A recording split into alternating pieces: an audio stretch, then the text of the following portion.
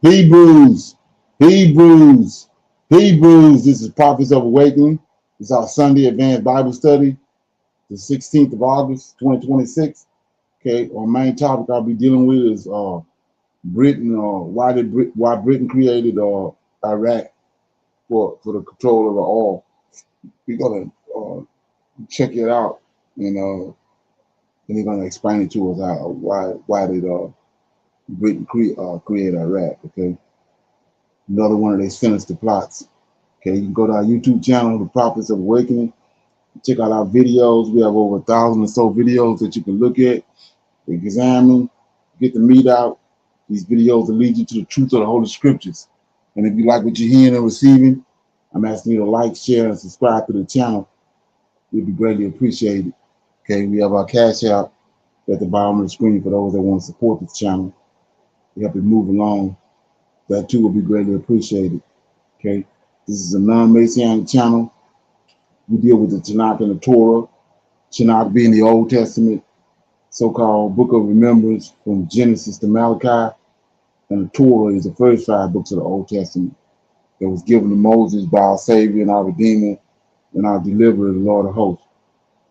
This channel was created to aid and assist all Hebrews who are waking up to their true identity in these last days and also understanding who their Savior and their Redeemer truly is.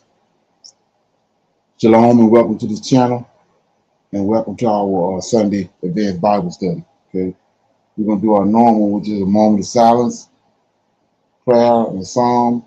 We have some current events. We have some need to know information, dialogue.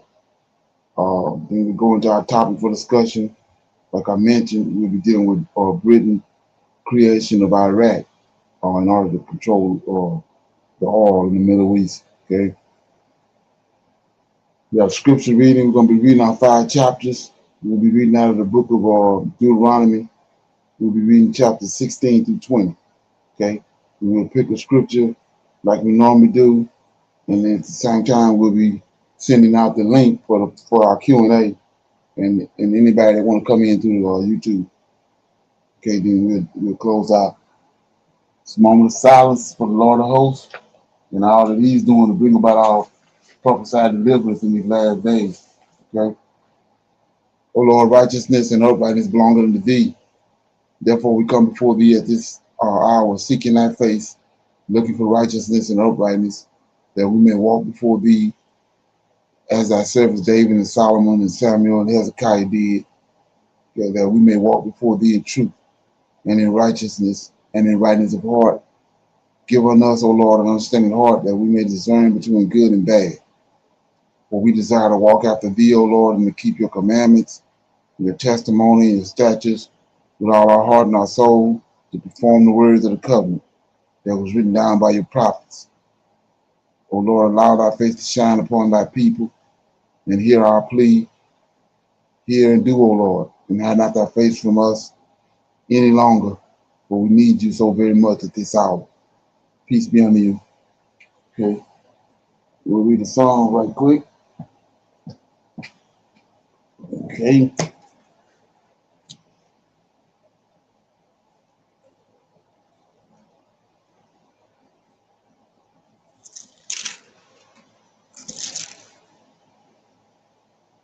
Okay, I'll read Psalms 1.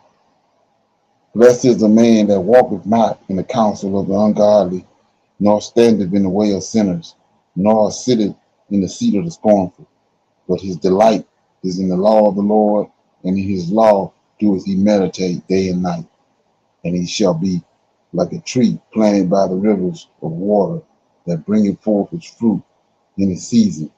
His leaf also shall not wither, and whatsoever he doeth shall prosper. The ungodly are not so, but are like chaff which the wind driveth away. Therefore the ungodly shall not stand in the judgment, nor sinners in the congregation of righteous. For the Lord knoweth the way of the righteous, but the way of the ungodly shall perish.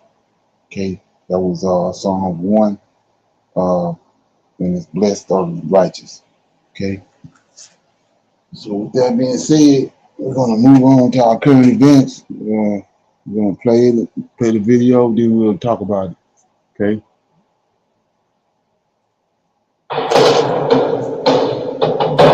6 months.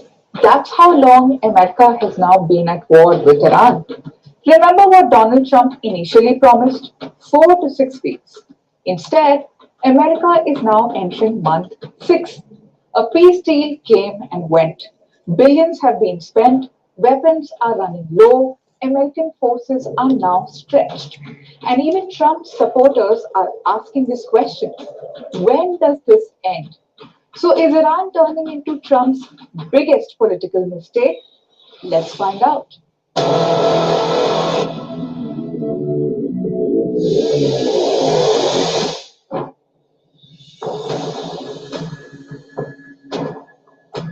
Remember what Trump promised: a short war that would force Iran back to negotiations. Iran did come back. Trump even signed a peace agreement with Tehran at the G7 summit in France. But then, what happened? The peace collapsed, the fighting returned, and America is still at war. So, the obvious question right now is, if the war was meant to get a deal and Trump got one, why is America still fighting?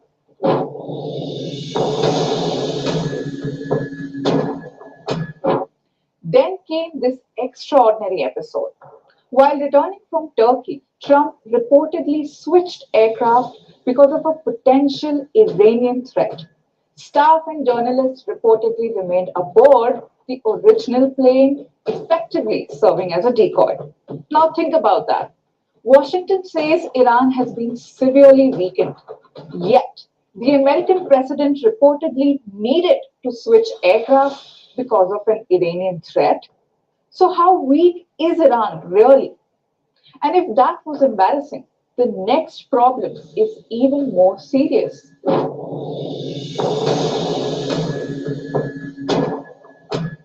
CNN reports the US has exhausted nearly 80% of the interceptors for a key missile defense system. Military commanders are reportedly warning that some stockpiles are becoming dangerously low. And then there are the Reaper drones. According to the Washington Post, America has lost at least 45 MQ-9 Reapers. Now that's roughly one quarter of the fleet. At up to $50 million each, that's well over $1.3 billion in losses from one weapon system alone. And these drones, remember, cannot be simply replaced overnight.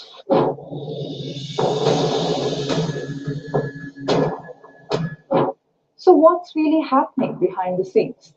The Pentagon is reportedly telling defense companies to build faster, deliver faster, and produce more. A War Department memo reportedly gave industry just 21 days to propose ways to accelerate production of critical weapons.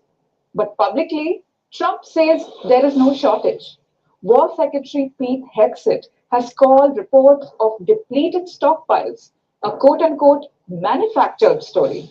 So Americans are hearing two very different messages. Publicly, everything is fine. Behind the scenes, produce weapons faster.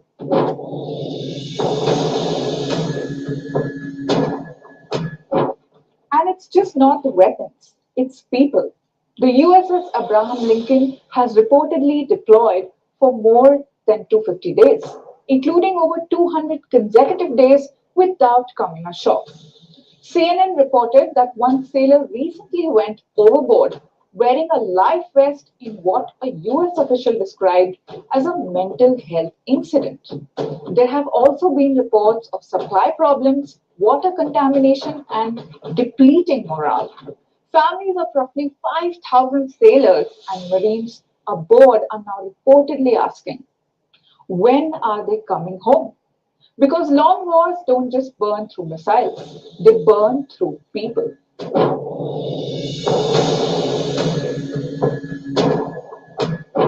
And this could be the biggest political warning.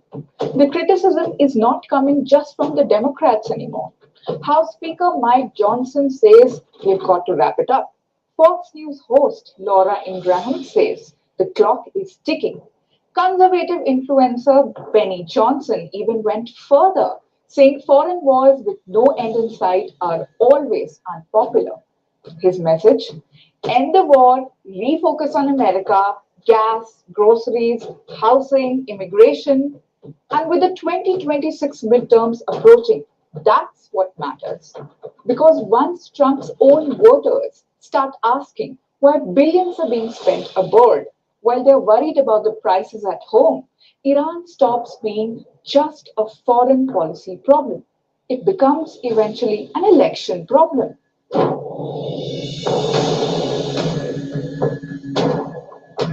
And finally, money.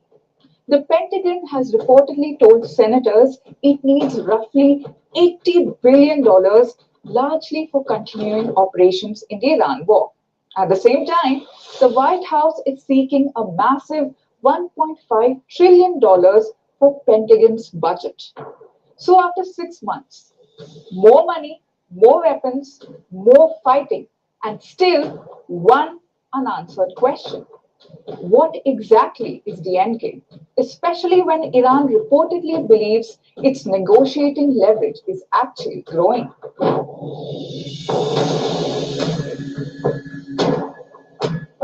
So now, if Trump escalates, America could be pulled even deeper into a conflict he promised would be over in weeks. If he compromises, Iran could claim it outlasted Washington.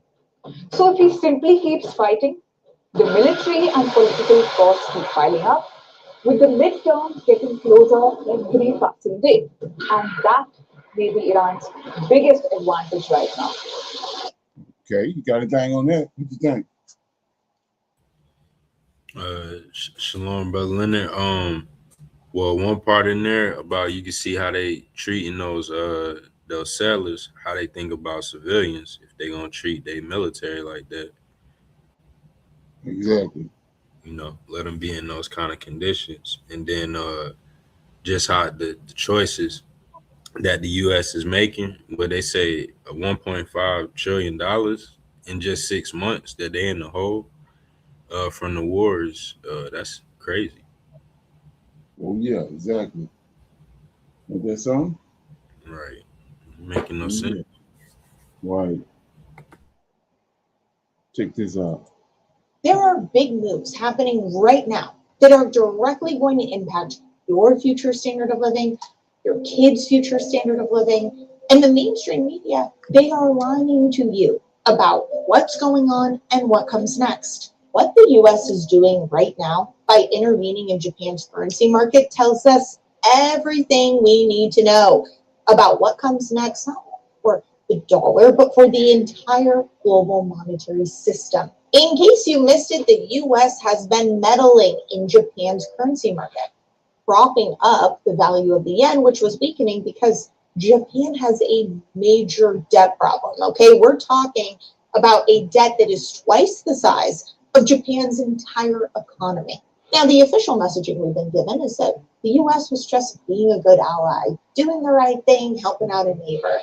But make no mistake, this was not some charity work done by the US. This was absolutely self-serving because this is not just a Japan problem. This is a much bigger problem for the US and everyone living in it. See, Japan is widely considered the world's biggest creditor, and the US has taken full advantage of that. In fact, can you guess who the largest foreign holder of US debt is?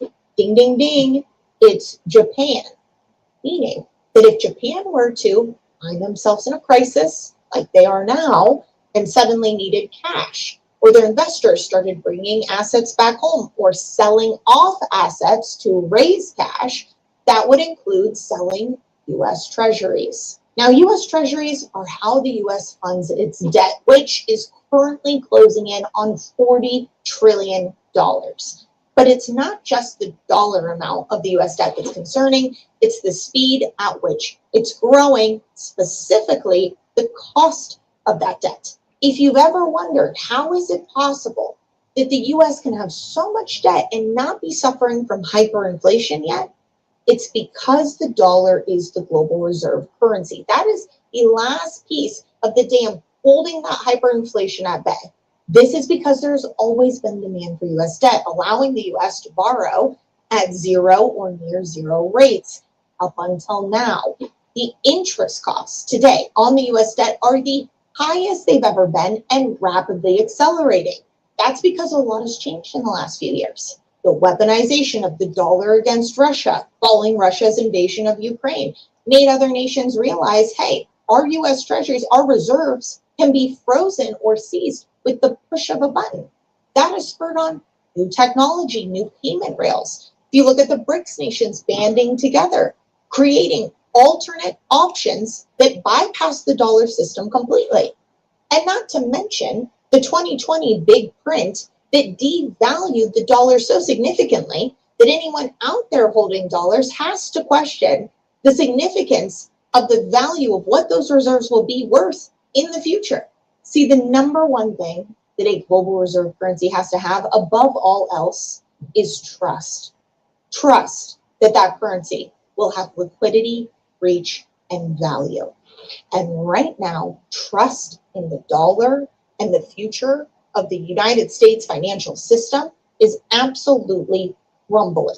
This has forced the US to offer higher yields or more interest on its debt. That is what perpetuates that debt doom loop that we are stuck in. That is why the debt is accelerating at a faster rate today. But now you have Japan, okay? The largest foreign holder, the largest buyer of US debt, suddenly not only scaling back their purchases or halting their purchases, but on top of that saying we might have to sell hundreds of billions of US treasuries, flooding the market with treasuries at a time when there already aren't enough buyers.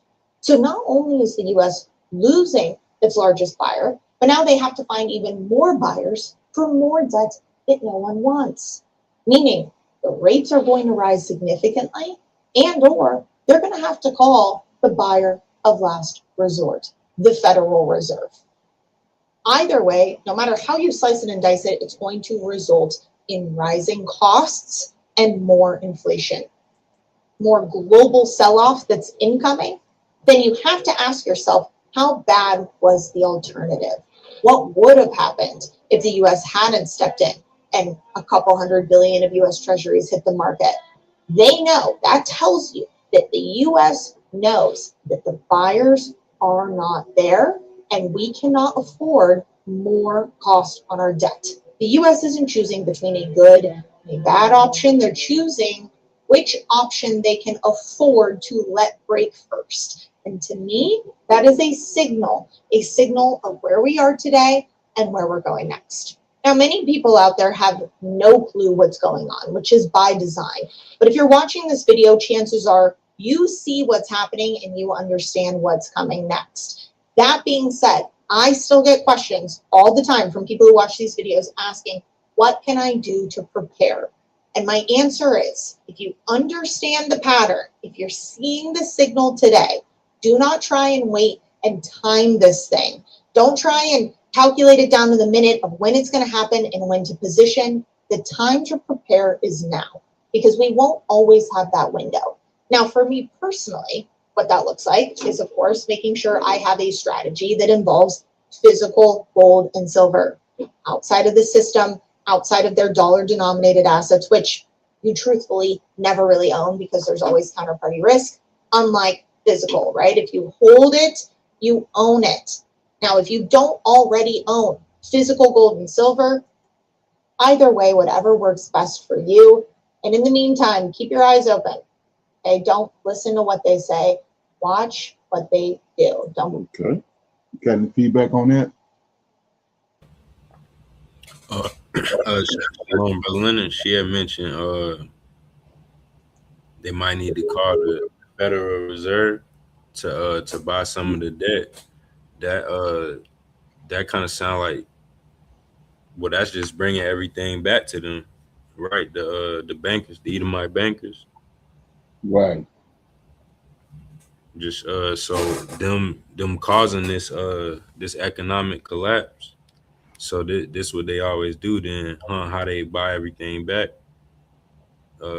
make everything so everybody else can't afford it but them. Right. That's a cycle. That's how they keep it. That's how they keep the poor, and they stay rich. Right. There's Sure. okay, we got some need to know information right here. This is tied to those Noahide laws. Like I said, one of my objectives is to stay on top of this and keep everybody informed with it. As agendas increase in this world and we move closer to this new world order, there's a lot to consider and to think about. Change is upon this world, and it is clear that for those not ready, they're going to have to deal with a lot that they were not prepared for. As I remember the times of the economic collapse of 2008 or the times of COVID, when change comes and they move with their agenda, it happens fast. And a lot of times, there's not a lot of room to think, especially if you're tuned into the mainstream media for advice or information. People will be led towards calamity all because they were not ready and very trusting of the systems in place and those that are giving us the information. I remember for me, during the times of COVID, because I was already ready for some type of change, when they were talking, I was not listening. And my life was not affected a great deal during COVID. In fact, that period was very much a blessing in multiple ways. The thing about it is that during that time, though social media was obviously prevalent, it was not so strong in our lives as it is today. Today, things are entirely different. Today, we have a countless amount of people talking, giving their opinions, telling you what's going to happen here and there. The point of social media is to make it that there's no such thing as truth anymore. Everyone has an opinion and everyone has a view, and none of it is valid because the other person over there disagrees and you like them better. In the end, we will all see that there is only one truth, and if you are not ready for it, you will have problems that you will have to deal with. As time has gone on, I have had many people asking me, why haven't I spoken more about certain things? People asking, why am I no longer warning about this or that? There are so many things barreling ahead of us. And the question for many can be that it seems that these things are simply just being ignored at the worst time for them to be. It is believed by many that these things should be discussed and warned about. And a lot more people are asking me questions and asking to see where my teachings about certain things. Listen, I truly believe in warnings. For many years in this ministry, I've made many videos warning about many of these same agendas many people are warning about today. I've had a sense of urgency for a long time about all of this. But as I've studied and truly learned what our Father has promised, I've tried to reduce the amount of warnings I've given and try to focus on the actual solution. Sadly, it seems that more people tune in to understand the problem more than they ever care about the actual solution. But that doesn't stop me from teaching it. We have all these agendas barreling at us. We have the AI agenda. We have the mark of the beast that will come. We have the anti-Messiah being brought forth to rule and be worshipped. We have poverty and mass control soon to be implemented on a desperate world. Many different things coming towards us all at once. These are real agendas happening that we are being steered towards. And people believe that there should be more warnings about them. One in particular that is getting attention, I've had multiple people ask me, do I speak about it? And where can they find a video in regards to it? This being the coming Noahide laws. With how social media is and how so many people are talking, I do understand how people can feel that this needs to be discussed. And it's this reason that I want to really bring it up. Here's what I want you to know in regards to AI, the mark of the beast, the coming world government, poverty and mass control, as well as the Noahide laws. I know they are coming, yes, but I am not planning for them in my life because those agendas have nothing to do with those in the truth. The truth is that if you're being told to focus on these agendas right now, and you're starting to feel a little anxious about them, or you just feel everyone needs to prepare for these things, it's because you yourself are not living in the total truth and what the solution actually is. It's not about the agendas, it's about you. And so let's be real and understand. If you choose to reject the truth and live in the narratives that people are establishing, then yes, preparing for these agendas is what you need to do because you are going to be seriously tested soon. But understand this, these agendas do not have anything to do with the true remnant. And this is who this ministry is preparing. If you know the truth and understand the promises, then these agendas that are being spoken about have nothing to do with you. This may be the only message that you hear about these topics that you hear this perspective from. So I want to make sure that you have heard it before this time comes. Now, what you do with it is your choice, but it cannot be said that these things were not told and spoken of beforehand. I will explain why I do not care about the Noahide laws and the mark of the beast. Let's begin. Okay, so in discussing this, I think it's best to discuss the Noahide laws first and what is being said about them. So I will go to the website noahideworldcenter.org, being that they are the source of where all this recent urgency has come from. As they say, what is a Noahide? The term B'nai Noah, children of Noah, refers to a specific human personality who is bestowed a special value in Judaism. The term refers to one who is not a member of the Jewish people, but by virtue of his recognition of the prophetic message carried by the people of Israel, decides to take on the performance of several commandments or mitzvah. The relationship between this human being and the biblical Noah lies in the fact that, according to Jewish tradition, only at the time of Noah did this minimal set of laws for human morality reach completion. This set of laws allows, among other things, hearing the word of God. Rabbi Yehuda Ashkenazi, leader of French Jewry 1922 to 1996, saw this passage in the Talmud as describing what happened in the early stages of Christianity. When Paul nullified the commandments, the community in Antioch began living a life of lawlessness. He sent them an epistle and ruled, all is permissible, but not all is appropriate. That is to say, it is necessary to continue performing the same deeds as before, however, not in the form of a commandment, but simply because this is the proper behavior. The Christian soul finds the idea of forming a relationship with the divine on the basis of commandments to be distressing, since they feel that it's impossible for man not to transgress. Thus, the connection might be broken. Therefore, in their opinion, it is best to form a relationship with God by way of a different channel, faith, and the laws should remain the way of the land, a matter of behavior.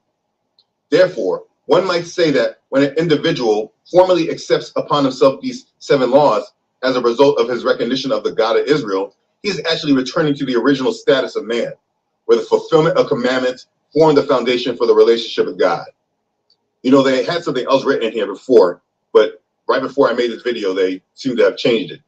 But either way, for the longest, I've been saying that they have a plan for Christians. When you read this, you see they are clearly showing that they do have a plan, and they're showing how they're going to bring Christians in. Listen, as they say, the Christian soul finds the idea of forming a relationship with the divine on the basis of commandments to be distressing. Basically, they're saying, we know you Christians don't like keeping Yahweh's commandments, so we made our own commandments. And they say that this brings them back to God. I don't know how many different ways to say that they have a plan for Christians, but they clearly do. And the Christians, they're going to fall for it. They're going to say, oh yes, I can get behind this. This makes so much sense. Like this man, Lawless Sober, right here. According to Jewish tradition, there are 7 ancient laws which serve as the basis for civilized society. I'll list them in the description below. These laws are seen as applying universally to all of humanity, not just Jews. They're called the Noahide laws because tradition says they were given in their fullness to Noah after the flood. Now, according to Judaism, Gentiles don't have to keep the law of Moses, but they are required to keep the Noahide laws. And a non-Jew who keeps them is considered a righteous Gentile, or simply a Noahide. Now, are these laws found in the Bible? Well, not as a list, and certainly not as given to Noah. This is actually an idea that comes from the Talmud, not scripture. The first 6 laws come from different parts of the Bible, but the 7th doesn't. So Christianity doesn't recognize the extra-biblical concept of the Noahide laws per se, but we certainly recognize any command as important where it aligns with scripture. Please, can you see the wickedness? This man, if you've ever seen me highlight him on my channel, he has been one that has consistently spoken against keeping the commandments.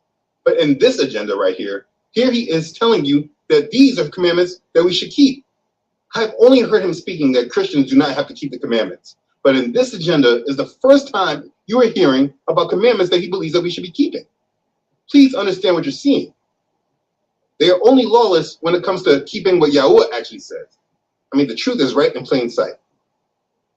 These people are clearly leading people to the beast. Please know and always consider this. The devil is not going to announce the satanic agenda. He's not going to say, oh, this is it. And he's not going to make it seem like it's something evil. He will make it seem as it's something good and benevolent.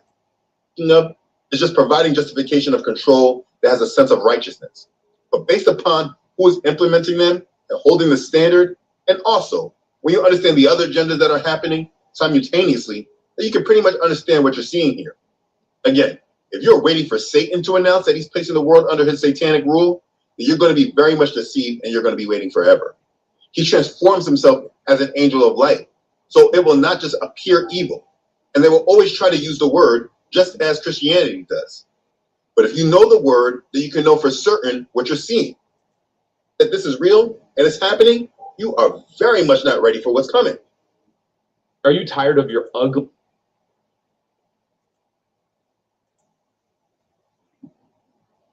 Got anything so far?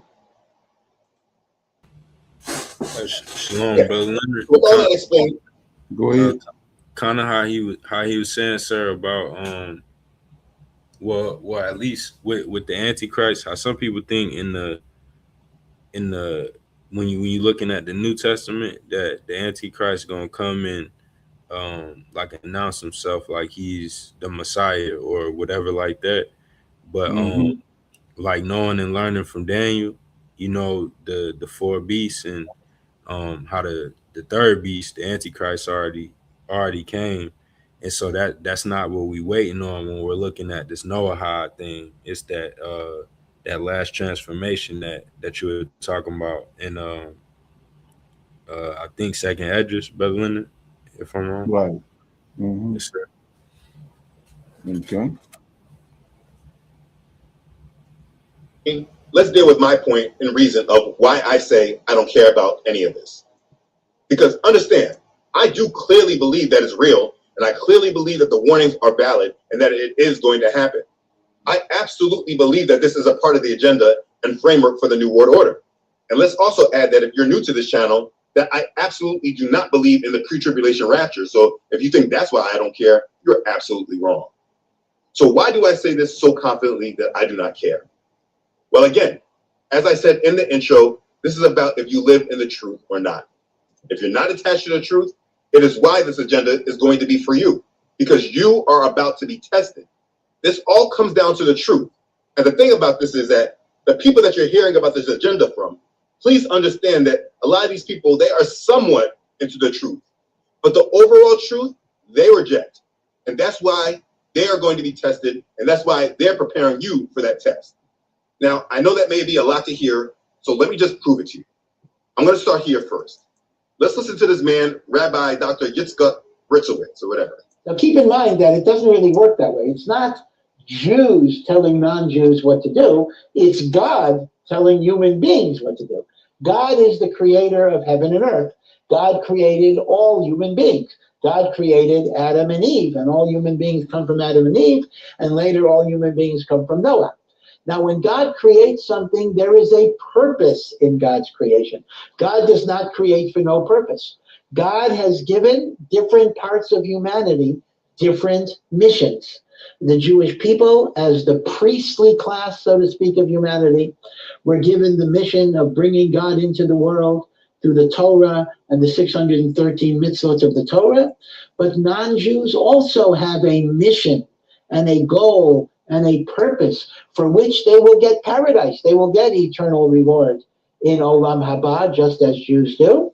And the mission of non-Jews are the Noahide laws that were given to humanity. So it's not Jews that are telling non-Jews what to do. It is God's mission for non-Jews. Now, ideally, you could almost say the Jewish people should have nothing to do with it. Non-Jews should know on their own the Noahide laws. They were handed down.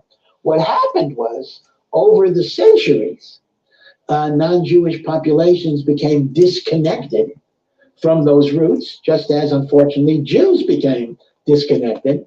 So it's almost unfortunate that it became a little bit of a responsibility of the Jewish people to remind the non-Jewish population of what is God's plan for them. Now, listen, I can't listen to much of this. Okay, what you think? It make any sense?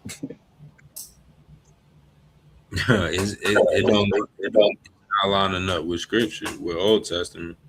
Nah, it's crazy, man. Same with Christianity. You trying to make something work. It'll work as long as you don't know no better, but as soon as you get awakened, wow. He talking through a paper sack. You'll find that video on your own if you want. The name of it is The Truth About the 7 Noahide Laws. But what he said here in the beginning is the beginning of reckoning kingdom of priests and a holy nation. Exodus chapter 19, verses 5 and 6. So that's what it says. So the question must be, was the God of Israel talking to the Jewish people when he spoke this? Because this is what that man, that rabbi, that's what he was implying. But if you know what the scripture says, you know this is not based upon the truth.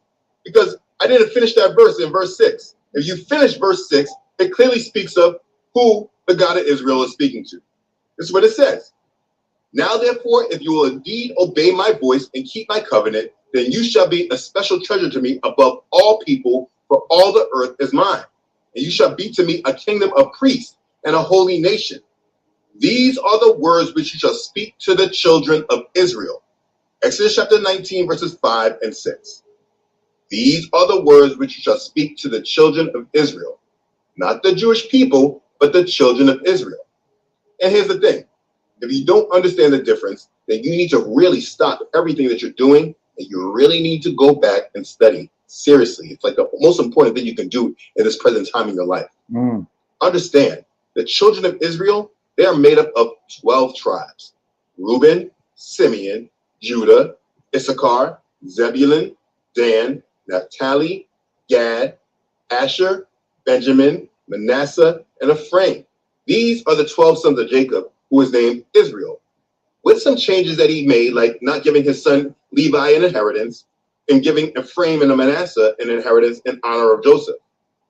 Now, long story short, after Solomon and his mistakes, these 12 tribes, they broke into 2 kingdoms. The northern kingdom, which consists of 10 tribes, Reuben, Simeon, Issachar, Zebulun, Dan, Naphtali, Gad, Asher, Manasseh, and Ephraim. That's the 10 northern tribes. And the southern kingdom, which consists of 2, Judah and Benjamin. Please note, Levi is still a tribe, but as them being priests, they were divided into all the land to do their priestly service. So they were mixed into all the tribes. So there are Levites amongst both the northern and southern kingdom. So don't lose focus thinking about that. So the point being made here is about the southern kingdom, which was named Judah. This is the tribe who came back to the land after Babylonian captivity, and they are who the Messiah came from and was amongst. The word Jewish supposedly comes from the word Judah. When someone says they are Jewish, it only could mean that they represent the southern kingdom. That's what they're trying to say. If you're looking at this from a biblical perspective, Jews do not represent the 12 tribes of Israel. But because they named their nation Israel, people have just fallen for the trick. They call their nation Israel, so people think that they are all of Israel. But that's not true. And so if you understand what this man was saying, what he's saying is already false by itself. Just based on that part, what he's saying, without anything else added, you know what he's saying is a lie.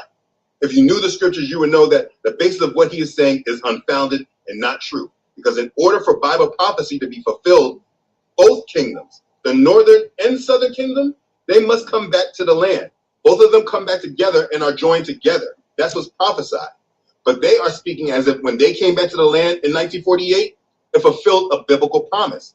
And that's why living in the truth truly does matter. Because understand, what I did just now was give a basic review of the lie. It was very basic, but there's a lot more to add to it. And it's what's added to it that really is the difference between living in the truth and living in lies. And what you're going to see is that if you're hearing about the Noahide laws and you are concerned about it, it's because you are hearing from people that are still attached to the lie, and therefore they are influencing you based upon half-truths or edited truths. And that's why this ministry is called Truth Unedited. I'm going to give you an example. There's a ministry called Torah Family. I'm not too familiar with their teaching, but I can say, just based on their name, that they advocate keeping the Torah, which is, of course, something that I agree with. But what I've heard from this man, I seriously do not agree with. But I am going to use him as an example. Because while he says certain things, which is truth, he's still not fully in the truth. And because of that, what he's promoting is still part of the satanic agenda. And if you've listened to him, along with many other people that are speaking these Noahide laws and giving these warnings, you might have believed them. But what you didn't understand is that they are still a part of the agenda that I assume that you do not want to be. And let's be clear, I wish no ill will on them. I do pray, hopefully, in the end, that they do pass the test and recognize the error, or I hope they recognize the error before they even go to the test. But understand, based upon what they're teaching, if they do not change and come to the truth, what they're doing is taking the long, hard road to get to the destination that we are all going to, because they reject the truth. Okay, enough of the explanation. Let me just show you. I'm not going to play all of this video on the subject, but just some clips. If you want to watch it, you can watch it on your own. It's titled The Noahide Laws and the White Horse of Revelation. I've warned for years about the Noahide laws. Many mocked when I first brought this up, and now we see it coming. I've been receiving tons of emails and messages about the coming Noahide Congress taking place this coming November 2nd through the 6th. This isn't a little get-together about a dream. No, this is a formal groundbreaking to initiate a global governance under a religious authority that's been in the making for decades. Now, before I go any further, let it be known, this is not an anti-Semitic teaching. I have friends who are Jewish, and we have a great respect for one another. That doesn't change the fact, though, of what some Jewish leadership are trying to do around the world. So understand, this is what it comes down to. Understand that he believes that these people are truly the biblical chosen people. And because of this, because of that, he is attached to what they are saying, and therefore the ultimate truth and the true promises that he should know and be waiting for, himself and whoever is following him, they will not be ready. Let me just keep playing because I want to show you. Understand, it's just not the misunderstanding that he doesn't understand the difference between the Jewish people, not meaning all 12 tribes. He understands this. Let me show you. Now, let's get some basic principles established. First, the modern day Jewish people do not make up all of biblical Israel. Listen, pay attention to his words. You can understand where he's deceived. He says here, the modern day Jewish people do not make up all of biblical Israel. It's important, not all of biblical Israel. So look, he's going to explain what I explained earlier. They represent those who lived in the land of Judea, which consisted mainly of the tribe of Benjamin and Judah, along with some of the tribe of Levi as well. So remember I was talked about that? That's the new twist I noticed about a couple of years ago when we really started waking up. We started coming into the knowledge. They said now they're trying to say that the people that came over there in 1948 is Judah and Benjamin, the Southern Kingdom, and then they're trying to acknowledge us, but we the 10 tribes. You ever heard of that? Shalom, brother Leonard. So now the 10 tribes ain't lost. Nah, it's us. You know, so that's like you're saying, we was lost. See what I'm saying? Now all of a sudden the blacks starting to come out, all the evidence coming out that we are. So they trying to say we was the lost 10 tribes. They the head. They Judah and Benjamin, the Southern Kingdom. Oh yeah, a lot of people ain't caught that, but they started this. I noticed about a couple of 2-3 years ago they started that. Started hearing that. Yeah. Yeah, So, brother. I'm sorry, brother. Go ahead. No, I'm sorry, brother. I haven't caught that the last few years. Now that's on my radar, but I hadn't noticed that they've now switched the story, from that original, just that the Northern Kingdom is lost wherever they at. Now them trying to pinpoint us because, like you said, they wasn't accounting on us waking up.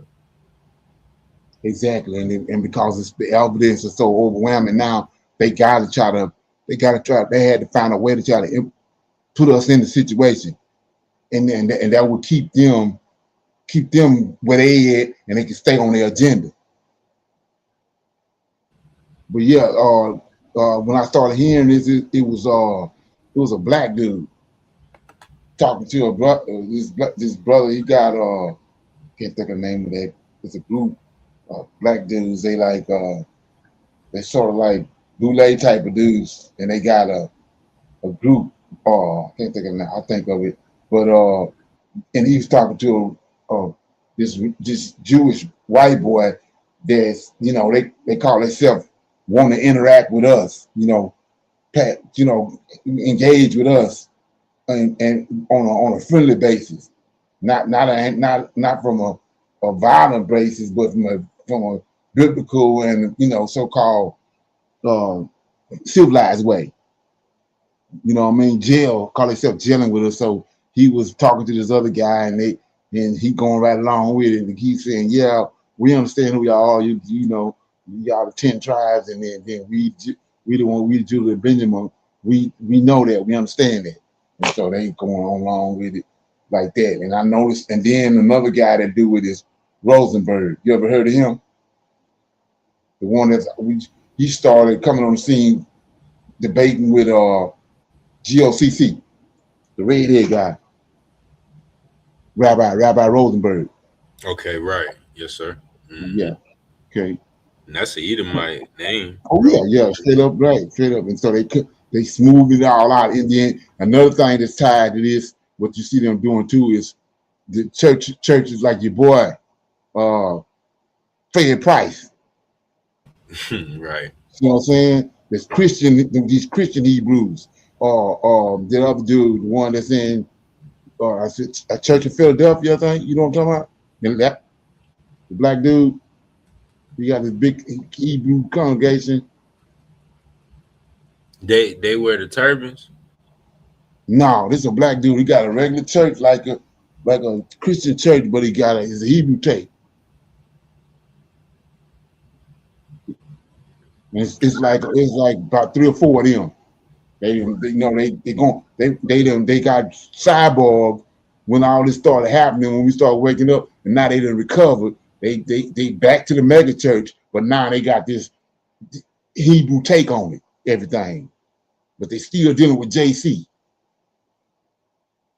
I'll think of these names in a minute, but yeah. So this video we watching is the Noahide laws are coming. Why I don't care, and you should be worried if you do. So the thing is, you want to watch all of that. It's like 50 minutes. You can watch it. Okay. My objective is, like I said, to try to keep everybody that's on this line or listen to this line informed on what's going on with the Noahide law. Okay. Here we go. I thought this right here was pretty interesting. It's a little dialogue.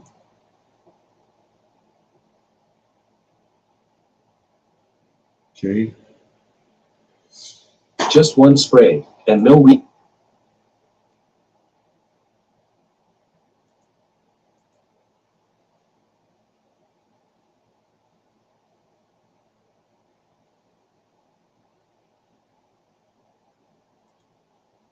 Million square miles. Now, we've been told a lie, and this is a part of Antarctica, the cell of the fallen angels. We've been taught, because of the present day Mercator map, that Africa is the same size of Greenland. That's not true. Alkebulan, so the conversation is Africa is the real land of the Jews. Africa is approximately 11.7 million square miles, or 30 million square kilometers, which means you can fit the United States inside of the continent, or China, India, Japan, and all of Europe at the same time inside of what we call Africa today. But that's, to the average mind, they said, well, this is impossible, because the present day mapping system, they have Alkebulan, the size of Greenland, which is actually 14 times larger than Greenland.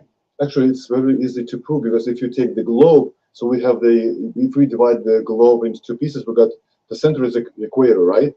So equator goes through Africa. So it means half of it is under the equator, and I want to say a chunk of it, almost 30%, is above it. So yes. Africa is that big. It's huge. Guys, just look at under the equator.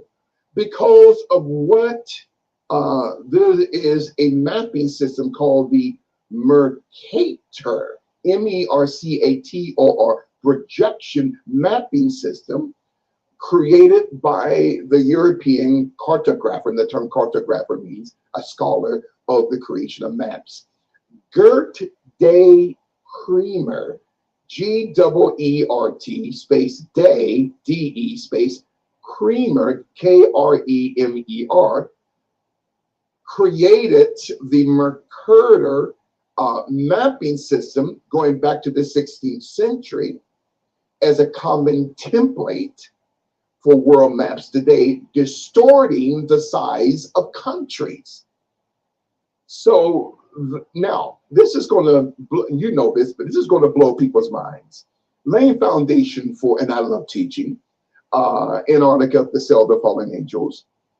The Venetian Italian cartographer, a man by the name of Livio Sanato, Livio-Sanato, his brother Giulio Sanato, had designed a map that was published in 1588 called the Africae Tabula the 12th. A-F-R-I-C-A-E, then Tabula, T-A-B-U-L-A the 12th, or some say the 13th. It's a map going back to the year of 1588. In the center of that map, we're talking about going back to 1588, there is a Latin term called ideal rim. Allow me to pronounce it with the M silent. I-V-D-E-O or V-M, then the term Tira, T-E-R-R-A, which is a Latin term that when you go to Google Translation or Google Translate, pronounce it as Iudae Aurum, I-U-D-A-E-O-R-U-M, then Tira. That's interesting, T-E-R-R-A. It is translated in English as Land of the Jews. Really? In a map of 1588, where they have it as ideal rim with the V and the M sign, I-V-D-E-O-R-V-M, then space Tira underneath it, T-E-R-R-A, and Latin translation of Iudae Aurum, I-U-D-A-E-O-R-U-M, Tira, that when you transliterate it in the Google translation, it means land of the Jews in English. And it's what we call today the Republic of the Congo. Wait a minute, I'm confused. Wait a minute. So, The center of Africa. the center of Africa, the Republic of the Congo, that's been in wars for the past, 30, 40 years against Rwanda. And a week or two ago, they came to the White House, the leaders of the Republic of the Congo in Rwanda, and signed a peace treaty with President Trump. And the Republic of Congo is former Zaire. Yes, it is. A lot of people, now probably 90% would disagree, but it's former Zaire. And 80 to 90% of the names of the African nations today are not the original name. Well, look at Nigeria. Who created the term Nigeria? A British baroness, a woman by the name of Flora Shaw. Flora Shaw, F-L-O-R-A, Shaw, created the term Nigeria.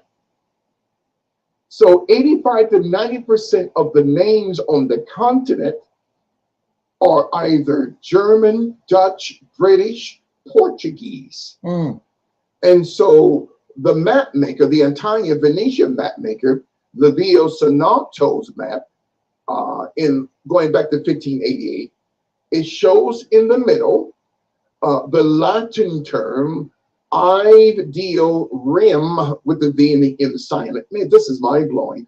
I-V-D-E-O or V-M, then Tira underneath it, T-E-R-R-A, transliterated as Iode Orum Tira, which means in English, the land of the Jews.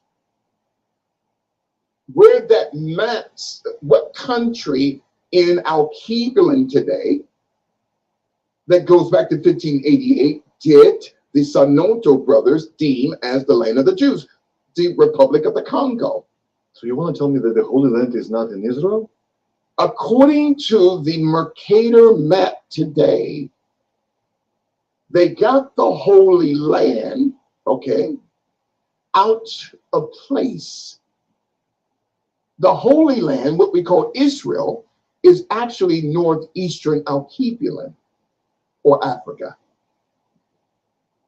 But because of this Mercator projection or map, the system, the mapping system has been distorted, and it's done purposely. There is a medical term.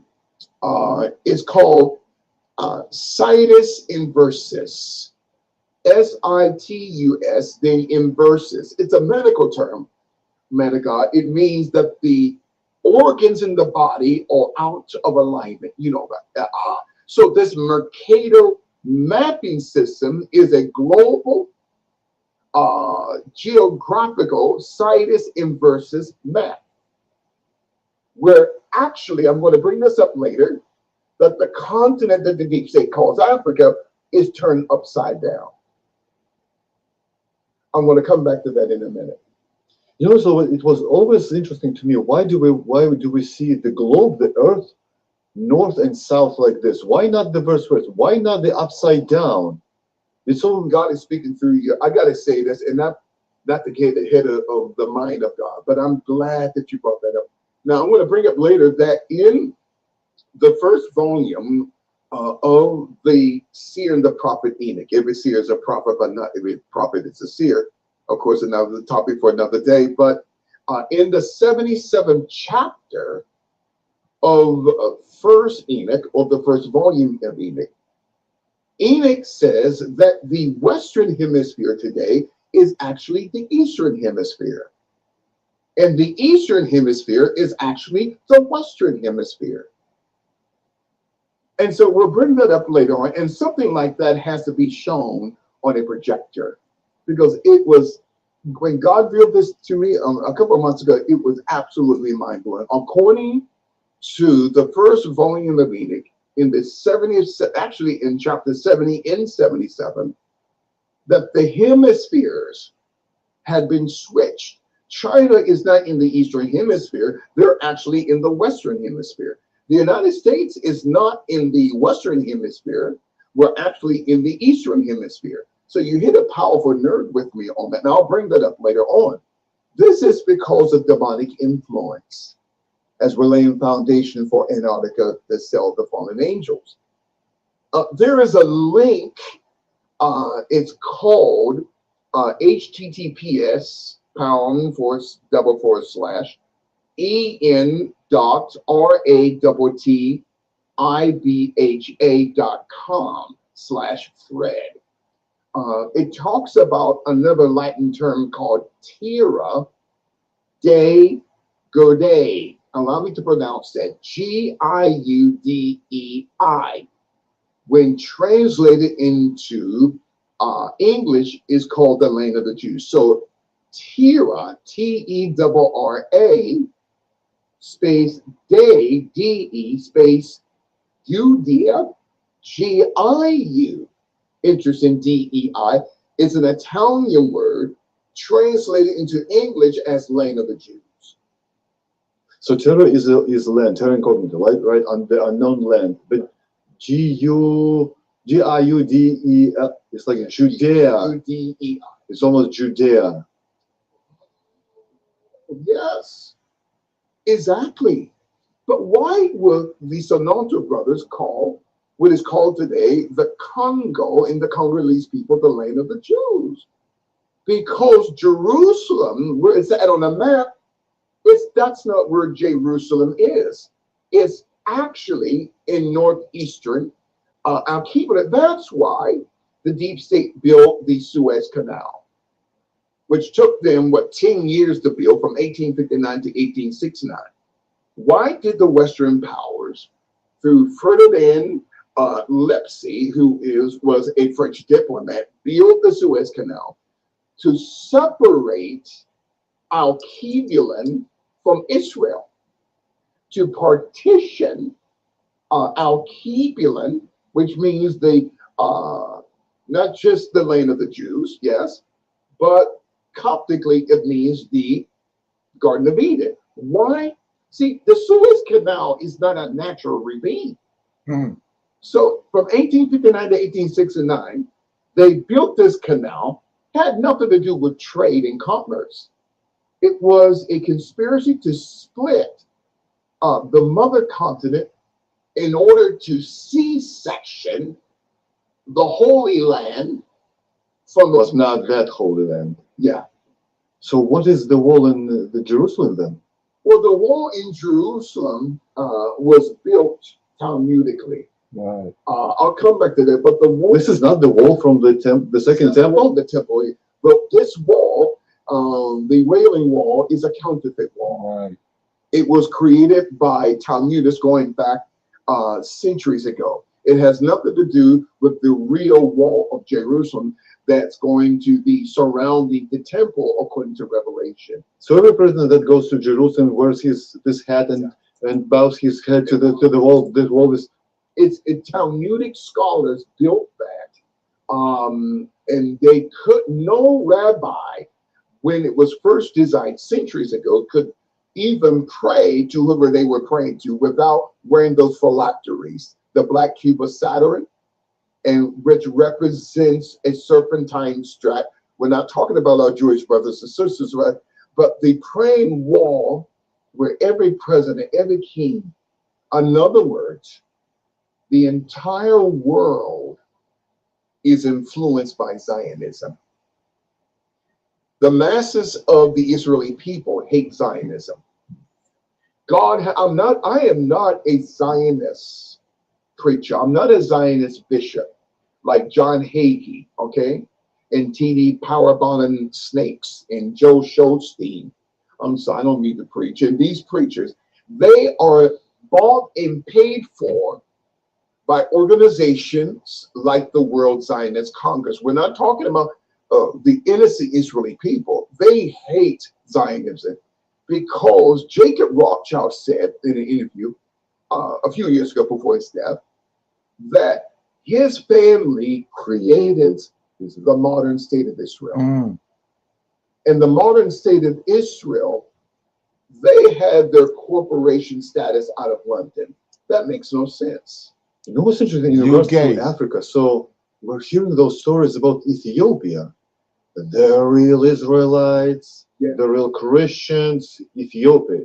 It's like, why Africa? Why Ethiopia? Why the black people? What do they have in common with Israel, with the Jews, with the real Hebrews, right? Yeah. But now if you're saying this, it all makes kind of sense. Yes. You got the Colossian Jews, Ethiopian Jews who are of the seed of Solomon and the Queen of Sheba. Because the Queen of Ethiopia traveled to somewhere to King Solomon and had a baby and came back to Ethiopia. Yes. But they're telling us that she came from Ethiopia to modern day Israel. Right. But what you're saying is she came from Ethiopia down to Congo. Down to the Congo.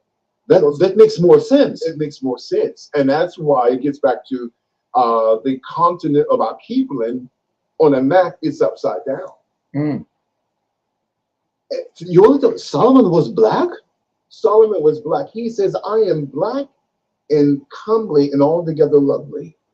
So when we look at black history. Okay, what you think? Shalom, Brother Leonard. Yeah, that dude sound familiar. That sound like John. They call him Bishop John Wick, but yeah, that's him. That's him, right? Okay. Yeah. Yes, sir. So, Brother Leonard, he said some things that match up with another guy we was watching one time on Danano, where he was talking about the map. Not Brother Yeshua, but it was another guy who was the guy right before him. right before him, yes, sir, who was talking about the maps was upside down. Right, exactly. Yeah, And Uzziah kind of was in the same ballpark too. right. He was saying a lot of this stuff too, Mhm. especially when they mentioned that map, Brother Leonard, the 1588 one. Right. Yeah, that. Right. Yeah. Exactly. I'm gonna have to dive back into that because it's something going on with that. And like I said before, I keep on saying, it's something going on with the Sahara Desert Exactly. because Yes, the thing that he said was people gonna pass by and they're gonna say, what the Lord did to this place? And then he's saying there's nobody gonna be there, nobody can exist there. So that can't be over there where these people at. right. You They know what I'm inhabit saying? the land. They ain't yeah. He said he's gonna be where nobody's gonna be. There's gonna be like desert animals gonna be there. Right. He named desert animals. Oh yeah. Oh yeah. So with that being said, okay, we go to our scripture reading. We're in the book of Deuteronomy. We're gonna read chapter 16 through 20. Okay. Right. 16 through 20. And Right. yes, sir. 16, observing the Passover. And it said, Right. observe the month of Abib and keep the Passover unto the Lord thy God in the month of Abib. The Lord thy God brought thee forth out of Egypt by night. Thou shalt therefore sacrifice the Passover unto the Lord thy God of the flock and the herd in the place which the Lord shall choose to place his name there. Thou shalt eat no leavened bread with it. 7 days shalt thou eat unleavened bread therewith, even the bread of affliction.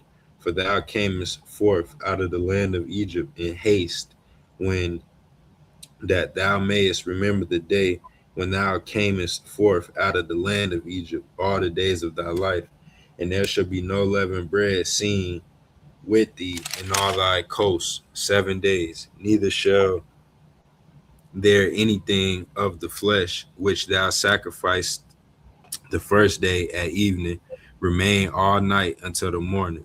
Thou mayest not sacrifice the Passover within any of thy gates, which the Lord thy God giveth thee, but at the place which the Lord thy God shall choose to place his name in, there thou shalt sacrifice the Passover at evening, at the going down of the sun, at the season that thou camest forth out of Egypt.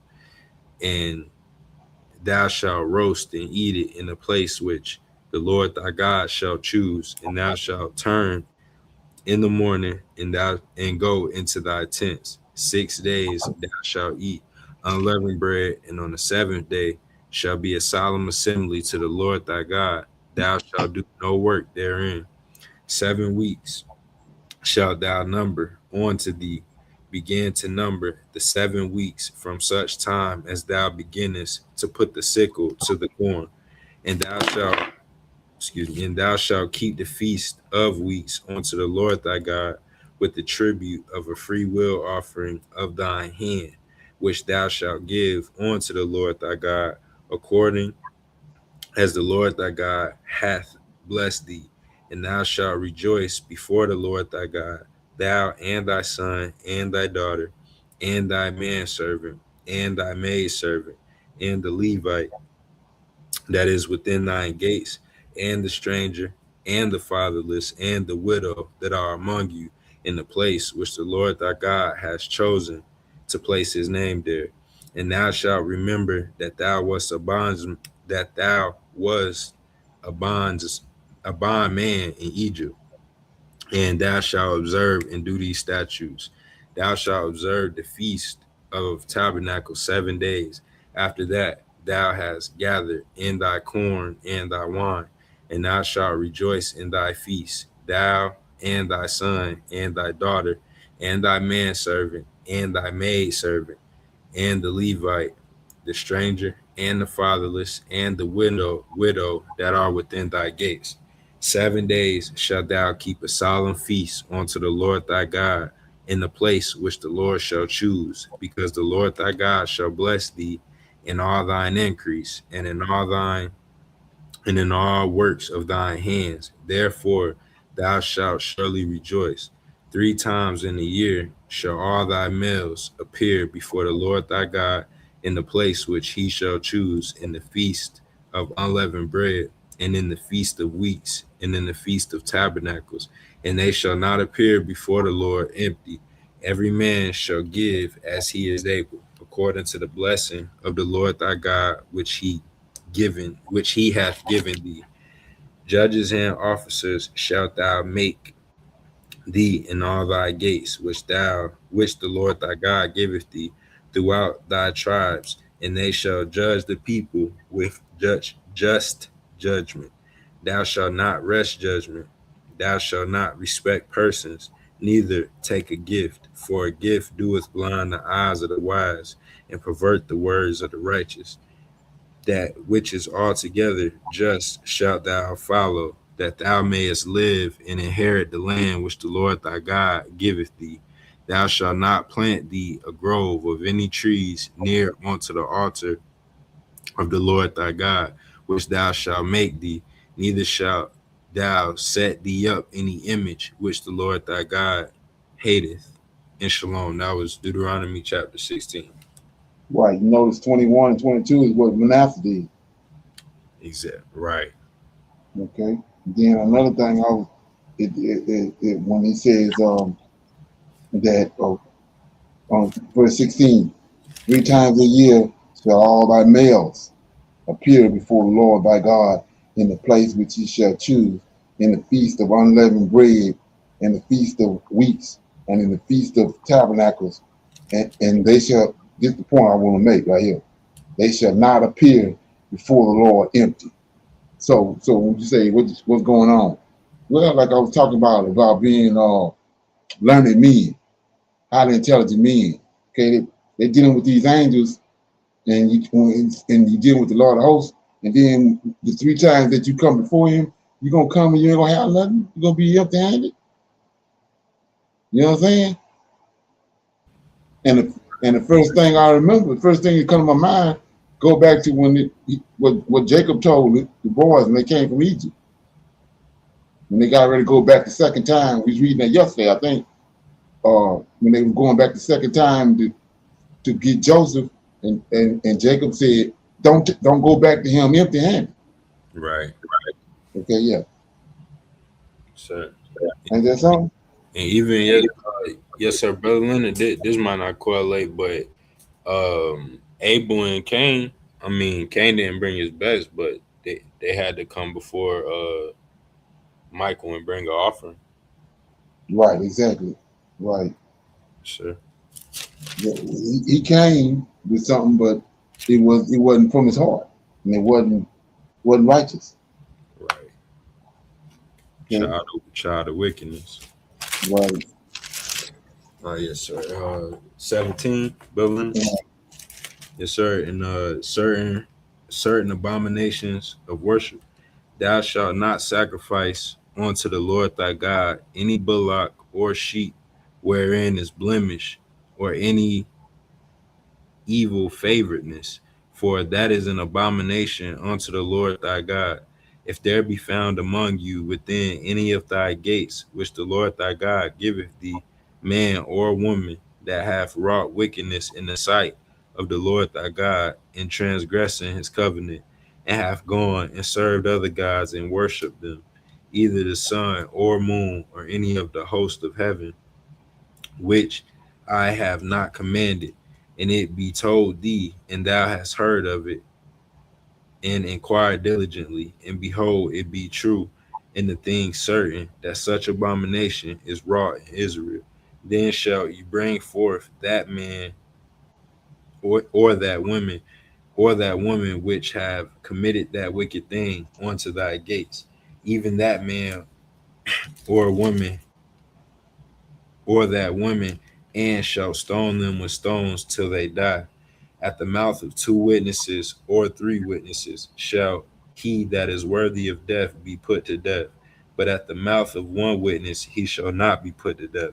The hands of the witnesses shall be first upon him to be put to death, and afterward the hands of all the people. So thou shalt put the evil away from among you. If there arise a matter too hard for thee in judgment, between blood and blood, between plea and plea, and between stroke and stroke, between matters of controversy within thy gates, then shalt thou arise and get thee up into the place which the Lord thy God shall choose, and thou shalt come onto the priests and the Levites, and unto the judge that shall be in those days, and inquire, and they shall show thee the sentence of judgment, and thou shalt do according to the sentence which they of that place which the Lord shall choose shall show thee, and thou shalt observe to do according to all that they inform thee, according to the sentence of the law which they shall teach thee, and according to the judgment which they shall tell thee, and thou shalt do. Thou shalt not decline from the sentence which they shall show thee, to the right hand nor to the left. And the man that will presumptuously, the man that would do presumptuously, and will not hearken unto the priest that standeth to minister there before the Lord thy God, or unto the judge, even that man shall die. And thou shalt put away the evil from Israel, and all the people shall hear and fear, and do no more presumptuously. When thou art come unto the land which the Lord thy God giveth thee, and shall possess it, and shalt dwell therein, and shall say, I will set a king over me, like as all the nations that are about me, thou shalt in any wise set him king over thee, whom the Lord thy God shall choose. One from among thy brethren shalt thou set king over thee. Thou mayest not set a stranger over thee, which is not thy brother, but he shall not multiply horses to himself, nor cause the people to return to Egypt, to the end that he shall multiply horses. For as much as the Lord hath said unto you, you shall henceforth return no more that way. Neither shall he multiply wives to himself, that his heart turn not away. Neither shall he greatly multiply himself silver and gold. And it shall be, when he sitteth upon the throne of his kingdom, that he shall write him a copy of this law in a book out of that which is before the priests, the Levites. And it shall be with him, and he shall read therein all the days of his life, that he may learn to fear the Lord his God, to keep all the words of this law and these statutes, to do them, that his heart be not lifted up above his brethren, and that he turn not aside from the commandment to the right hand or to the left, to the end that he may prolong his days in his kingdom, he and his children in the midst of Israel. And shalom. That was Deuteronomy chapter 17. Okay, we can see that these last 14 through 20 is what Saul did and Solomon did. Right. Yes, sir. All of that. Right. Mm-hmm. Okay. Want to read 18? Got something? Oh, Berlin, I had a question about verse 18. When I don't remember them saying that Saul wrote himself a copy, did he? Oh yeah, he had one. That was one of the things I had a class back in the day. I shined a light on this right here. That the king had to have a Torah. Right. So, he had to always have that right there with him, and we know that by the time they got to they didn't keep the law for those 490 years, he found this book down in the bottom of the temple. Right. Okay. That was They after. didn't deal with it no more. Okay. Right. Okay. So that was after him. Right. Yeah, exactly. Well, it was a series of kings. They weren't dealing with the book no more. And then when you actually look at that, I'm always talking about Daniel chapter 10, 21, when he says, and Michael. Mm-hmm. Gabriel tell him that Michael is the book that's in heaven. He said only me and Michael looking on the book. Well, that's a pretty much a replica of the book right here, Mm, huh? that makes sense. Yes, sir. Right. Mm-hmm.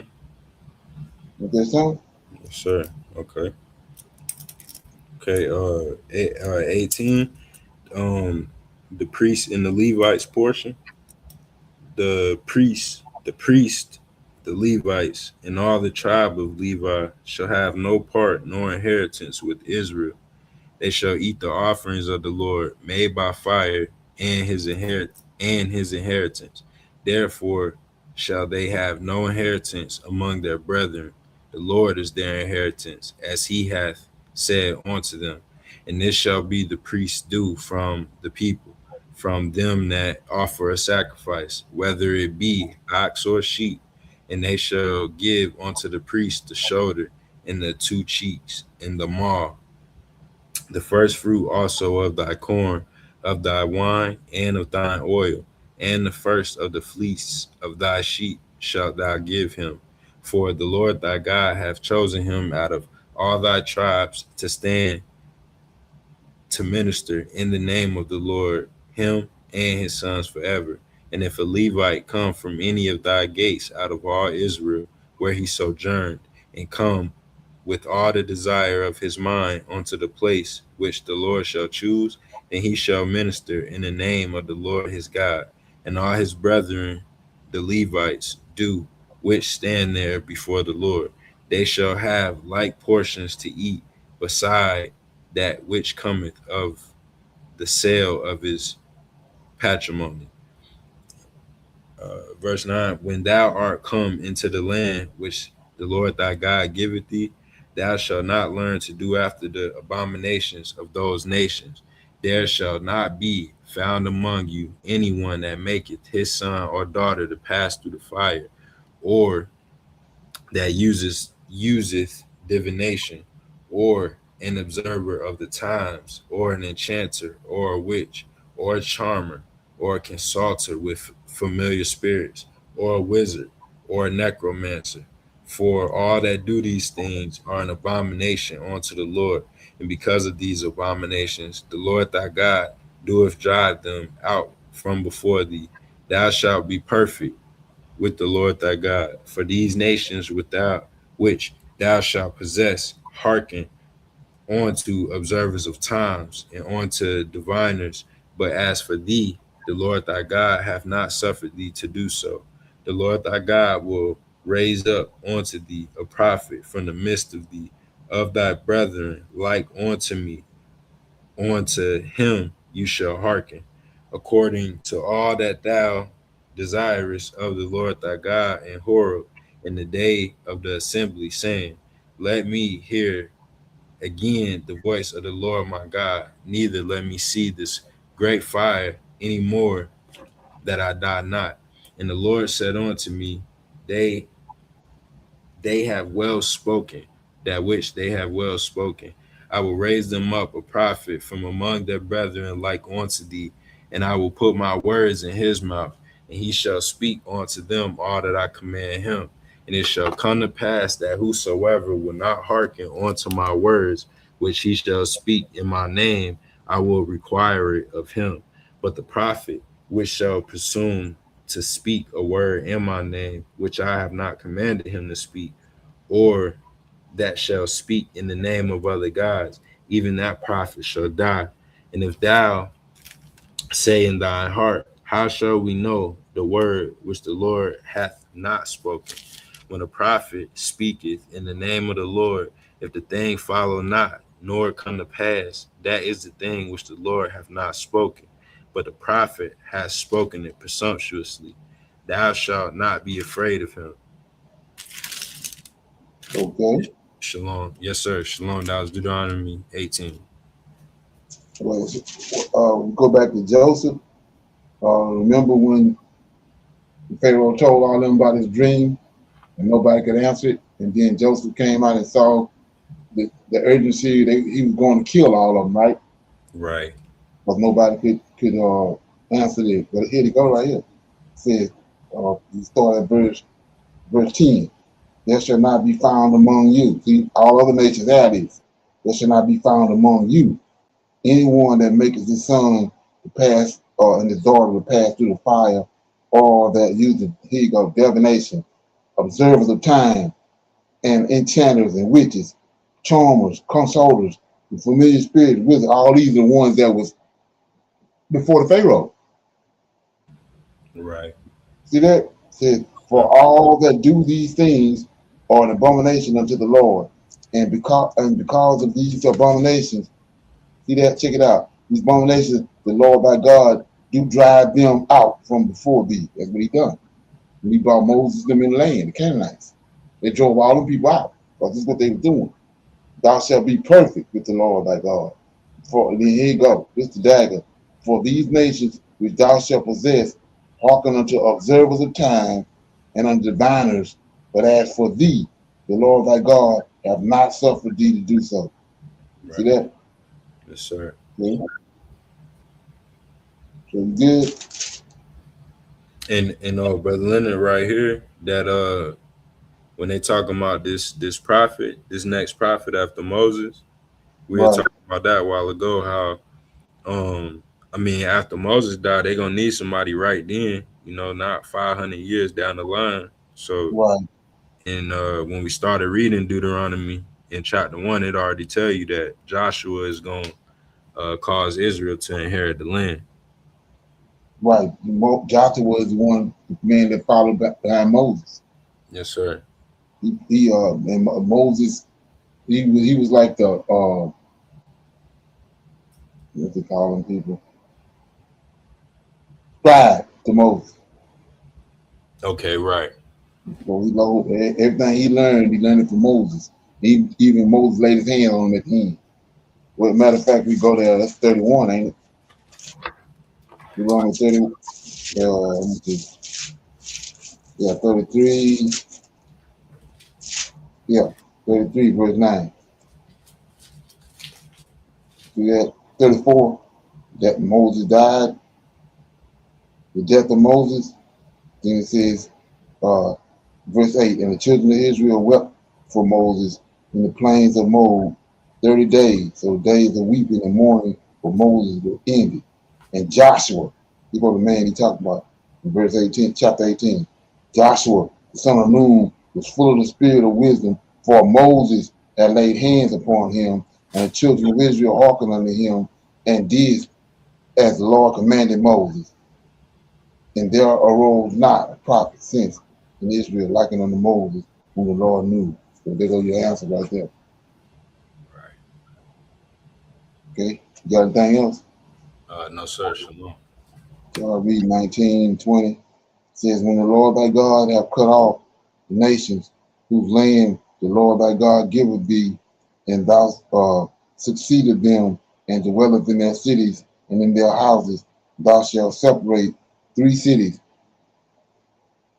for thee in the midst of the land which the Lord thy God giveth thee to possess it. Thou shalt prepare thee a way, and divide the coast of thy land which the Lord thy God giveth thee to inherit into 3 parts, that every slayer may flee thither. And this is the case of the slayer which shall flee thither, that he may live. Whoso killeth his neighbor ignorantly, whom he hateth not in time past. And when a man goeth into the woods with his neighbor to hew wood, and his hand fetcheth a stroke with the axe to cut down the tree, and the head splitteth from the head, and lighteth upon his neighbor, that he die, he shall flee unto one of those cities and live, lest the avenger of the blood pursueth the slayer while his heart is hot, and overtake him because the way is long, and slay him, whereas he was not worthy of death, inasmuch as he hated him not in thine path. Wherefore I command thee, saying, thou shalt separate 3 cities for thee. And if the Lord thy God enlarge thy coast, as he has sworn unto thy fathers, and give thee all the land which he promised to give unto thy fathers, if thou shalt keep all these commandments to do them which I command thee this day, to love the Lord thy God, and to walk ever in his ways. Then shalt thou add 3 cities more for thee, besides these 3, that innocent blood be not shed in thy land, which the Lord thy God giveth thee for an inheritance, and so blood be upon thee. But if any man hate his neighbor, and lie in wait for him, and rise up against him, smite him mortally, that he die, and fleeth into one of these cities, then the elders of this city shall send and fetch him thence, and deliver him into the hands of the avenger of blood, that he may die.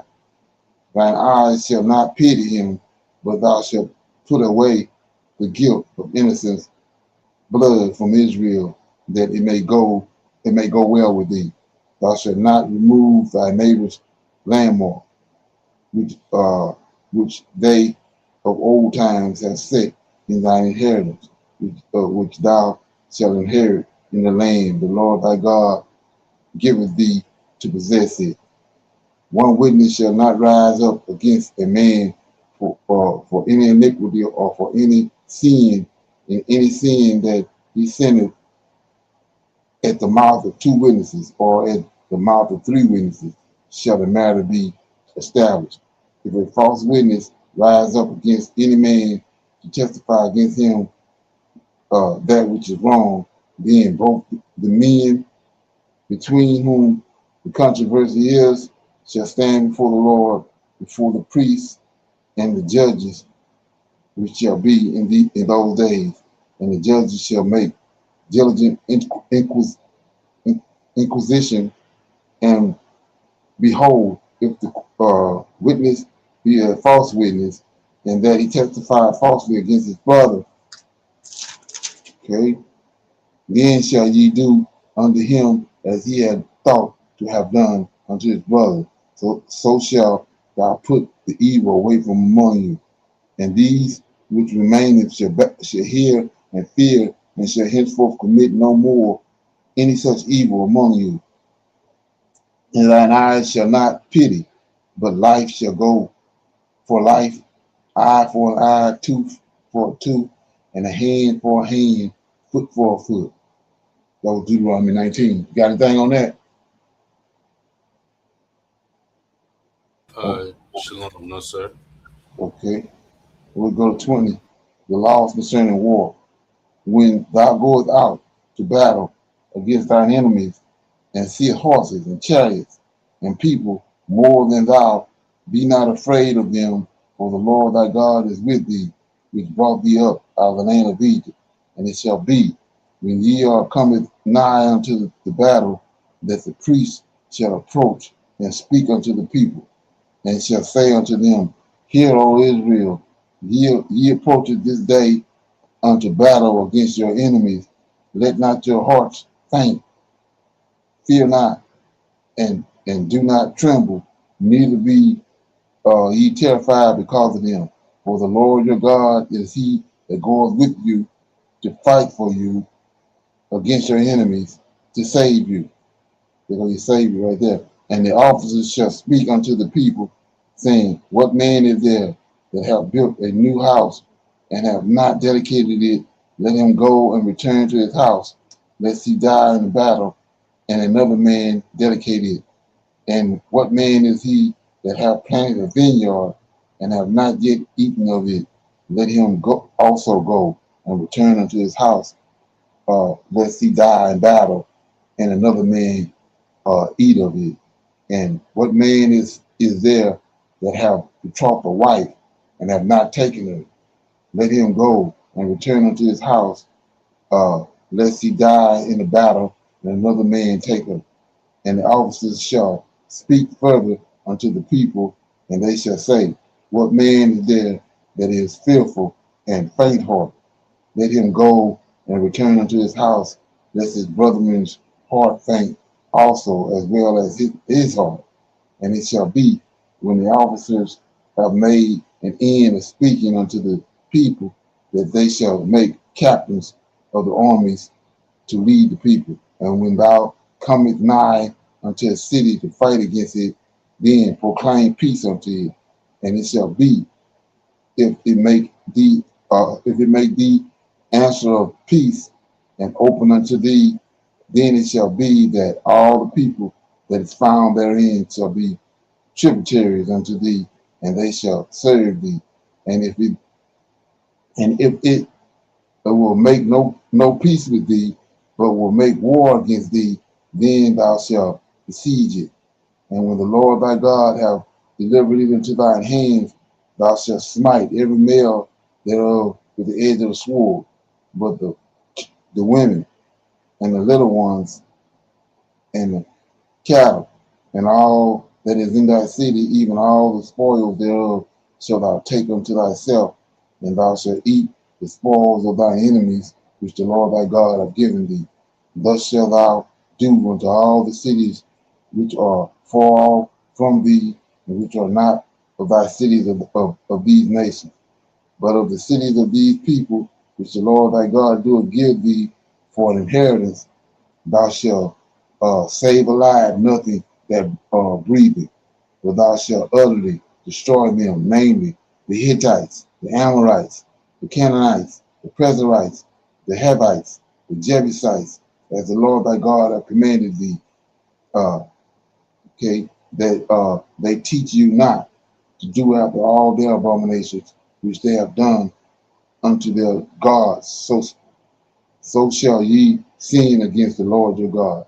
And when thou shalt besiege a city a long time in making war against it to take it, thou shalt not destroy the trees thereof by forcing an axe against them, for thou mayest eat of them.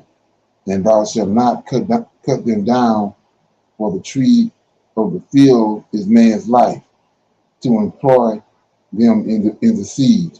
Only the trees which thou knowest that they be not trees for meat, thou shalt destroy and cut them down, and thou shalt build bulwarks against the city that maketh war with thee till it be subdued. So that was chapter 20 of Deuteronomy. You got any feedback on that? Shalom, Brother Leonard, yes, sir. In verses 16 and 17, we're seeing where the Lord of hosts told them to destroy these Canaanite tribes, and then Right. these was some of the same ones, yes, sir, that was left, and Right. that had tricked them or whatever, and then they continue to be a thorn in our forefathers' side, because they Right. didn't listen to the Lord of hosts commandment.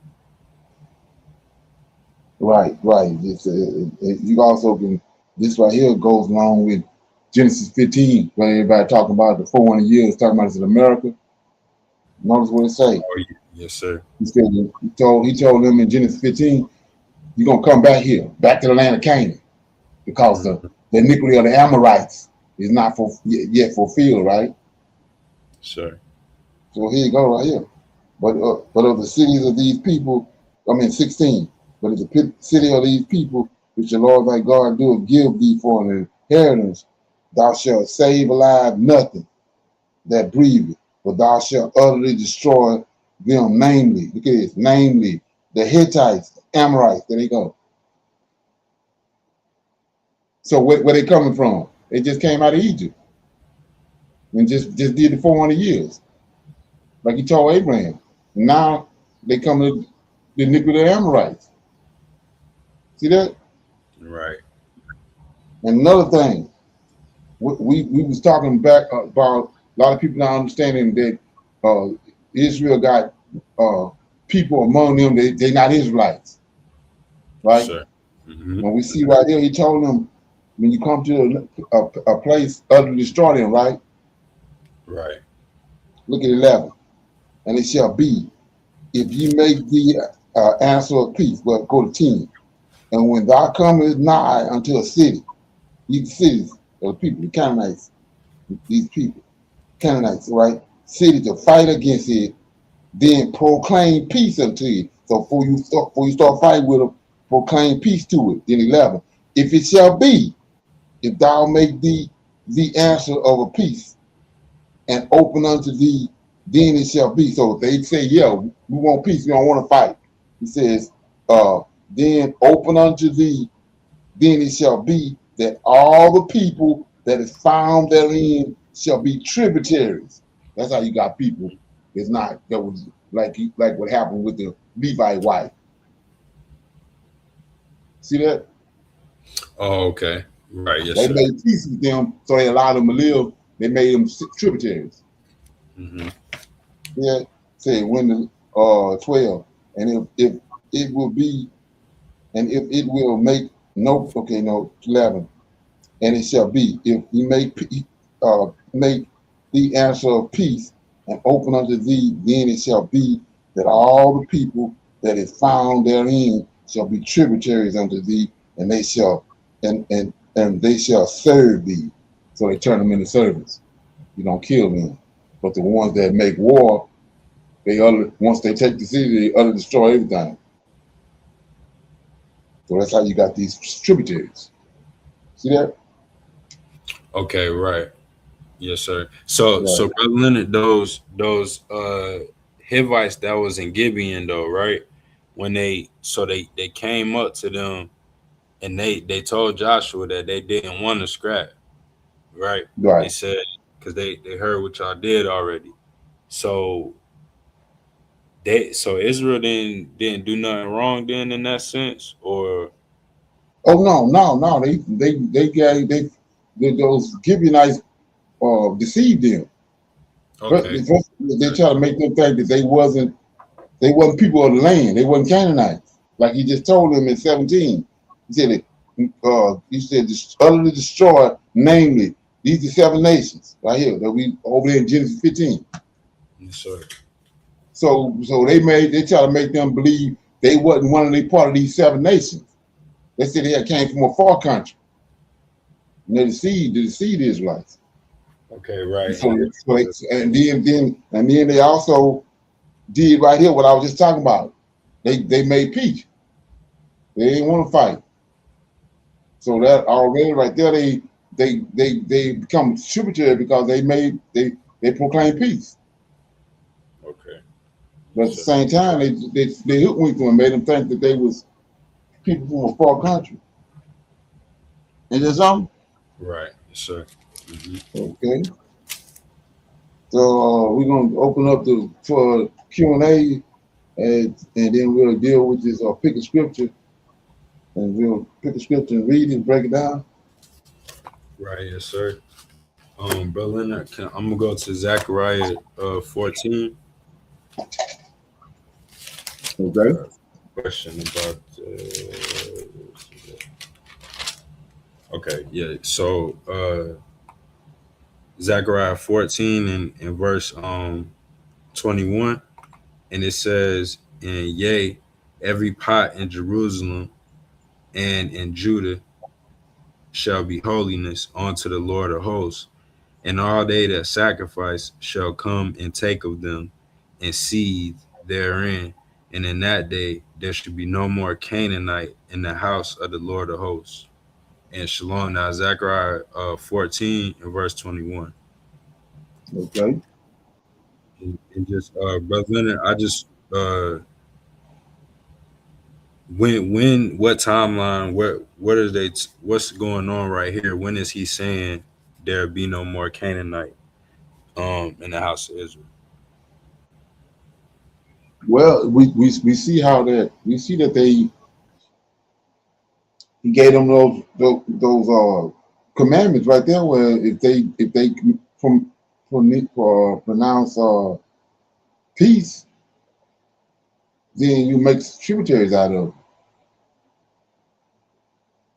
So when he's saying that, he's talking about the ones that didn't the ones that, because these Canaanites had a problem with the Israelites.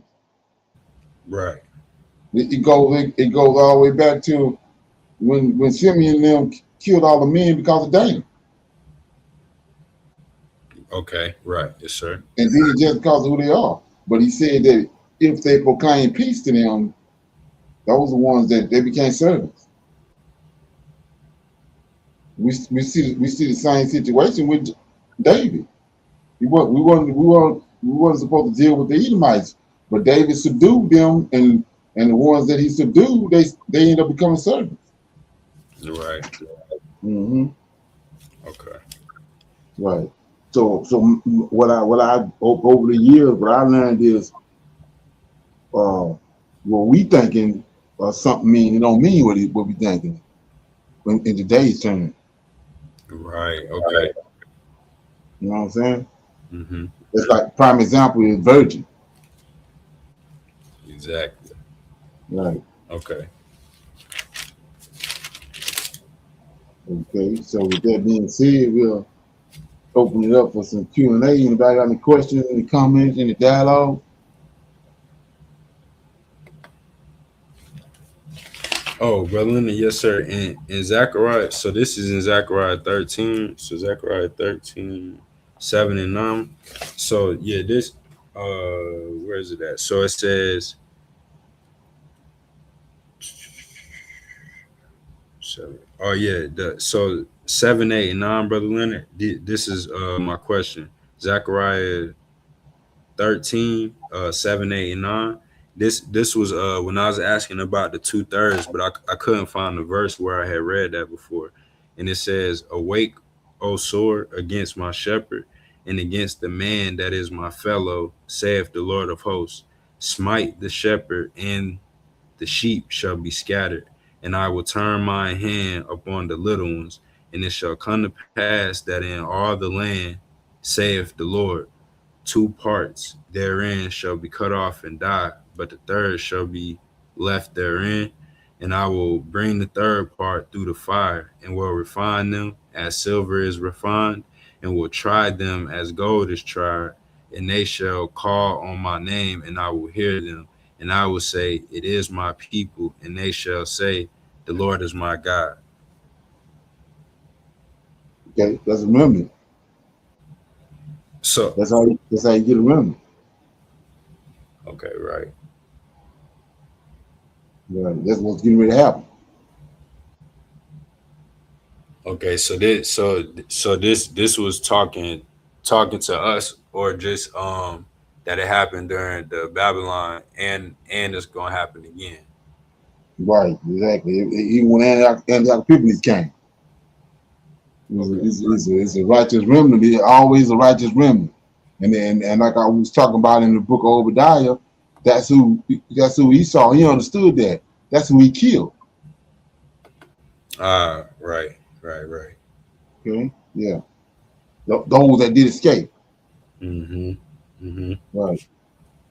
Mm-hmm. It's actually a law. It's what you reading. It's a law. Oh, okay. You know what I'm saying? It's a law. Him being the judge, that's one of the laws that he go by. And that's why he would say, "Am I not righteous?" Come on. Okay. Okay, right. That makes Like he sense. just said, like he just told them, when you come to a city, proclaim peace to it. And then if the people receive the peace, then you make them tributaries. If they don't proclaim peace, then you know what to do. That's you know what I mean? That's the law. You gave them a law. It's a system they go by. Right. Like this time? Yes, sir. Righteous system. Right. Okay. Yeah. And then Brother Leonard, then I have got one more question. It's kind of it's about Iran, kind of not scriptural, but when I was watching some of those guys, like these analysis guys that like we be watching, so they was saying, I guess, like 20 million barrels was coming through the Strait of Hormuz when everything was normal or whatever, and Right. so 20 million a day. And so the guy, the point of the video was, he was saying in there that the Strait of Hormuz, it is a big deal. He was saying that, don't get it twisted, it's not a big deal. But he was also saying that they got ways that they can get that much oil in a day. So, because he named the other two straits. I can't remember what it said, but he said like the next day they already was getting 7 million barrels through those other straits. So he was just making a point to because it was a Greater Israel Project movie or video or what have you. So he was just saying how they're making this their fight. Like, Israel is making this something that America has to do, even though, it's not like all the resources are dependent on Hormuz, but because they specifically got their goal on the that temple over there and all that. Right. And so to that point, so I wanted to ask you, Brother Leonard, that's another point with making this such a big spectacle, right? Making Iran seem like they the bad guy and all of that. Yeah, exactly. Right, exactly. That's the whole objective, and the reason why Turkey doing what he's doing, because they know they next on the list. So they ain't gonna sit back like Iran did and these other countries and wait till they come, because they already know they coming. Because they got this Greater Israel Project. Okay. Oh yeah. Yeah, because I was looking at that, and you already know something's wrong anyway, because we know what the plan is. You've been showing us, but when I was listening to the guy and listening to him actually state those numbers, and he was like, well, the next day they already had 7 million going through this other route. So for them to just make up the rest of that wouldn't have been that hard and can't be that hard, and they can do it, but they specifically have to take down Iran. So right. Okay. Is that something? Right. Yes, sir. And it's funny how a lot of people know about that kind of stuff, but the average day-to-day person doesn't. But people who actually looking at it can, you can see it. Right.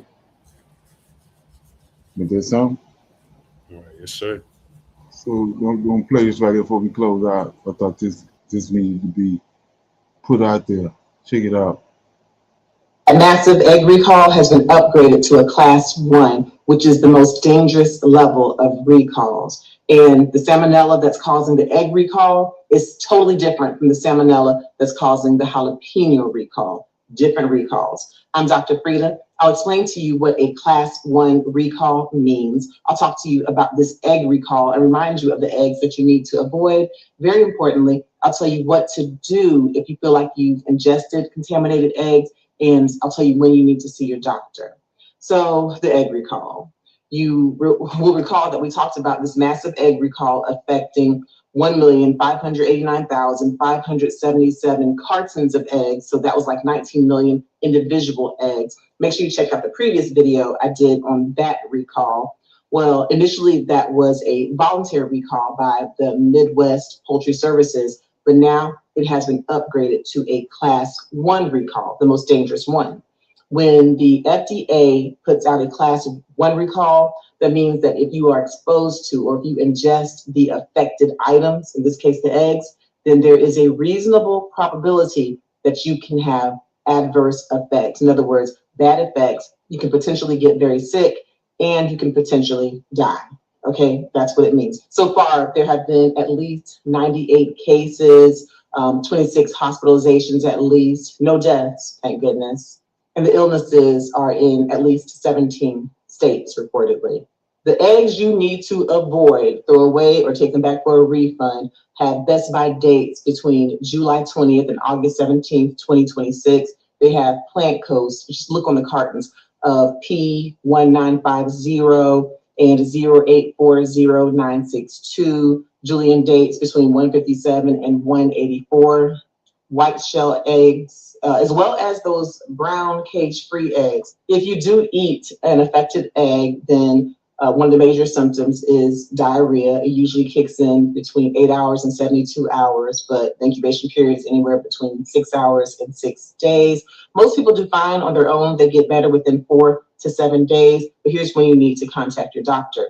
If you have bloody diarrhea, if you have diarrhea that's not getting better after a few days, if you're having some signs of dehydration, and if you have a high fever. If you have more questions, if you're starting to develop food fear, then please join me on Monday at noon Eastern Standard Time for my live stream, Dr. Frida Live.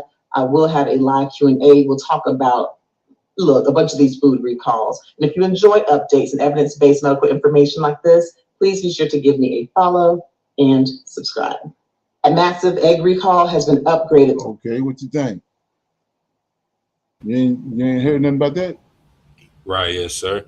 And all that stuff, Brother Leonard, like you said, they've been warning about a famine coming. So all this stuff is part of not having that food. Oh yeah, like that song. Right.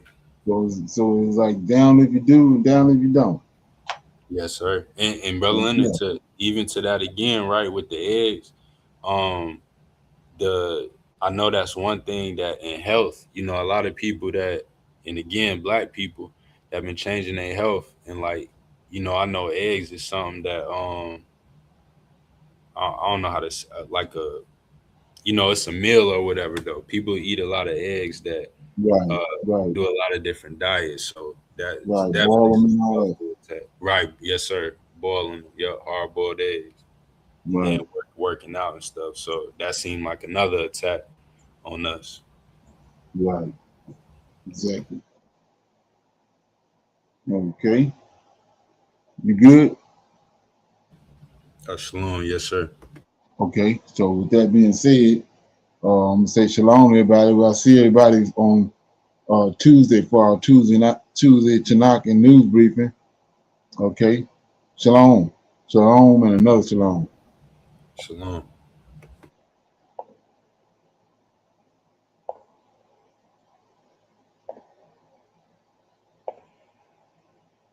I highly recommend that you get this book and you read it because it's a must that you understand who God head is in the order that's in the Old Testament in Tanakh, because it's not the same as in the New Testament.